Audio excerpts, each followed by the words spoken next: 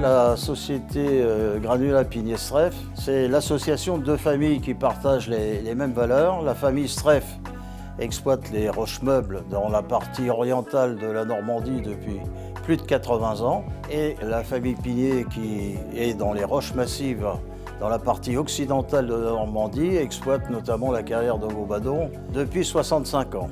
On a décidé ensemble de s'intéresser aux granulats marins. Il a fallu trouver un site.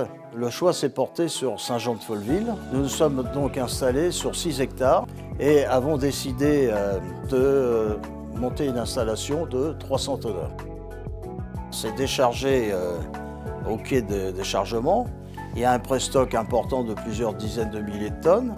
Et après, ces matériaux sont repris au chargeur dans une trémie et arrivent dans notre installation. On a principalement au départ un scalper haute énergie. Après, on a 2 cribles de classification, SC.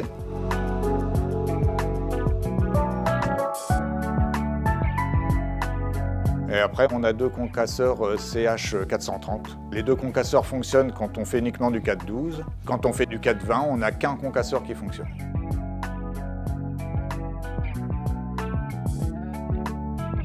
On lave à l'eau de Seine. Ça amène des complications. L'eau de Seine, elle a un coût peu important, c'est assez peu onéreux, mais par contre, elle contient des MES et elle contient des chlorures, du sel également. Parce qu'ici, on est dans l'estuaire et l'eau est plus ou moins salée en fonction des marées.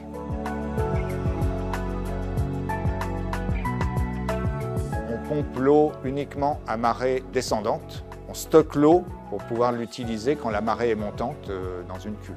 Il faut agiter l'eau en permanence dans cette cuve pour pas que les MES déposent dans le fond de la cuve, donc c'est assez complexe. Ça s'est très bien passé, le chantier a duré 1 an et demi, on a eu 0 accident. On a été très satisfait des relations avec le bureau d'études Sandvik. Ça n'a pas été quelque chose de fermé, ça a été ouvert sur notre expérience. On a mis des dispositifs en place pour pouvoir accéder dans les goulottes, des trappes, des dispositifs pour s'attacher. Tout a été étudié pour la maintenance. On a fait au maximum pour prévoir. On a trouvé auprès de Sandvik une écoute importante, notamment avec le représentant local qui vit en Normandie, Éric Liberda, qui a accompagné le projet depuis le début, qui nous a suivis et on a pu évoluer et modifier certaines choses. On est très satisfait, il n'y a pas de problème.